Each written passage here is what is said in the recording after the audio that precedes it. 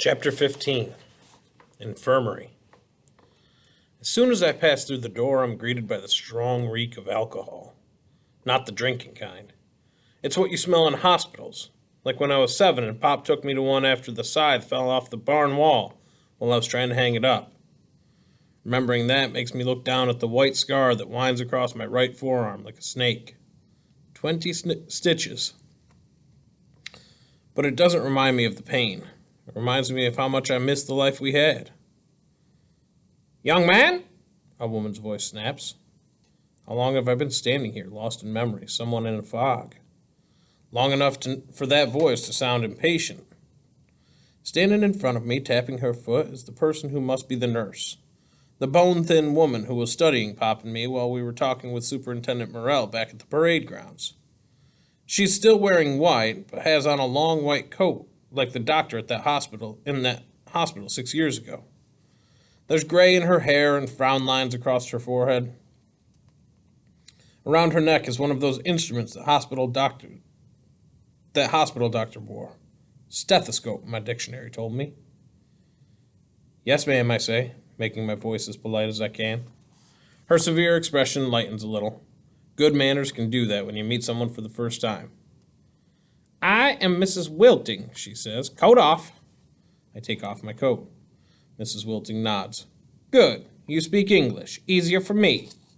She tosses my coat over her shoulder onto a small cot behind her without even watching it land.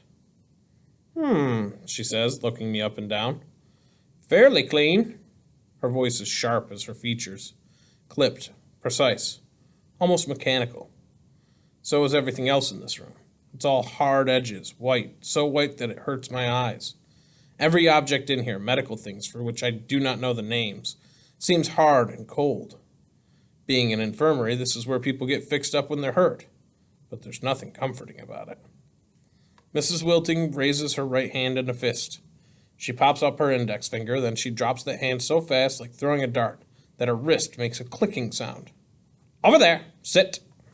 I go over and I sit in the hard metal chair she's just pointed out. And as soon as I'm down, she steps behind me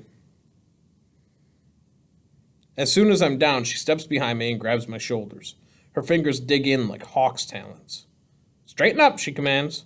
I do that right quick. "Now," Mrs. Wilting says, sweeping a sheet around my neck and pinning it so tight and back I can barely swallow. "I am no barber, but no barber is needed for this." I catch a glimpse out of the corner of my eye of the large, shiny shears she now has in her hand. "Eyes straight. Do not stir unless you wish to lose an ear." I don't move a muscle as she begins to chop. She does it methodically, grabbing a handful in her left hand, yanking it straight, then lopping it off with those razor-sharp steel shears. Snip! A hank of my long black hair is carelessly tossed into the basket in front of the chair. Snip! More of the hair I've never had cut before is sheared from my head. Snip! Mom loved how black and shiny my hair always was. Snip! Even though Pop wore his hair the same, saying that the Creator meant us men to have long hair, it was Mom who showed me how to wash it clean. Snip! It was her who ran the comb through it, humming as she did so, her hands firm but careful not to hurt me, not jerking my head back and forth like Mrs. Wilting is doing now. Snip! I thought of my mom's gentle hands, of the song she hummed as she combed my hair. It's making a lump form in my throat. It's like losing her all over again. I feel tears forming at the edges of my eyes. I press my lips together. I'm not going to cry. Done! There's a metallic click from behind me as the nurse puts down the shears. I start to lift one hand toward my head. Stay still! She grasps my head on either side, turning it roughly one way and then the next as she peers closely. Her hands are cold. It's as if her fingers were touched by the winter wind. Mrs. Wilting sniffs. No sign of little beasties, but we cannot take chances at Chalagi. Hold this. I free my hands from under the sheet, grasp the can she's thrust at me. There's a metal-toothed comb in it. The can's half filled with clear liquid. Kerosene, my nose tells me. Eyes shut. pressing down so hard I wonder if she's drawing blood. She runs the kerosene-soaked comb over every inch of my skull.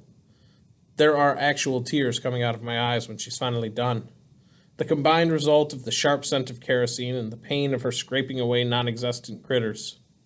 She unpins the sheet, whips it off me, plops the steel comb into the can that she plonks onto a shelf. I need to wipe my eyes. I start to reach into my pocket for a kerchief. Did I tell you to move? I drop my hands back into my lap. Mrs. Wilting steps back, studying me again. Roll up your left sleeve. I do as she asks. She grabs my wrist with one hand, pushes my sleeve farther up with the other, then she presses her finger against the rough circular scar on my upper arm. Vaccinated for smallpox? I nod my head. Good. Easier for me. And me as well. If this nurse gave me a smallpox inoculation, she'd probably scrape a hole to the bone. She moves over to a cabinet on the wall. Typhoid, she says, picking up a syringe with a needle on it big enough to kill a bull. Then, diphtheria. She rattles off the list of injections I'm about to get. Possum was not exaggerating when he said I was going to get mowed and pincushioned. One needle after another goes into my left arm. Efficiently, if not gently. It's hard to say which hurts worse now, my burning scalp or my arm that feels as if it was hit with a baseball bat. Now for the physical. Stand up. I do that. Somehow manage to avoid falling forward on my face from dizziness. Open your mouth. I do, but not fast enough or wide enough to avoid her grabbing my chin and prying it down as she shoves in a stained flat wooden stick to depress my tongue. Say ah! Ah! Good. Mrs. Wilting tosses the stick back into the cabinet. She rams her stethoscope against my chest, sticking the listening pieces into her ears. She says. She moves it to my back. Cough! I cough. Good. Lungs clear. No tuberculosis to share with other boys and girls. She grabs a card from atop a table, sits down and picks up a pencil. Name? Ma'am? I thought you spoke English. Your name? Cal Blackbird. Blackbird Calvin. She slowly prints my name at the top of the card. Born? 24th of June, 1920. She writes that down, too. Race? She asks. When I hesitate, not sure what to say, she looks up at me and nods. Indian, she says, writing down the word that now defines me. Father's name? Railroad Will, I think. Knight of the Open Road. Name? Her voice impatient. William Blackbird. Of course. That roughneck boy. I should have recognized him from all the times he spent in here being patched up. She looks down at the card as she prints his name. Tribe, she says, then answers her own question. Creek. And... She looks at my face and makes her decision by what she sees. Full blood. I don't try to correct her as she prints it on the card. I just want this to be over with. She taps the card with her pencil. Father's occupation?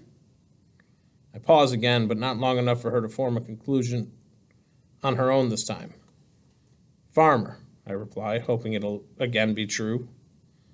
Mother's name? Mary, I say. First name is enough. Alive or deceased? My throat feels like it is still being choked by that sheet. I swallow hard. She died, I manage to say. Deceased it is. She puts down the card, taps it again with her pencil. This is not my job, she says, but the school registrar is away this weekend, so I am filling in. She stands, wipes her hands down the front of her coat several times as if brushing away dirt. Done, she says. Ma'am? She walks to the door, opens it, and points for me to go. I grab my coat off the cot and barely make it through the door before it is authoritatively slammed behind me.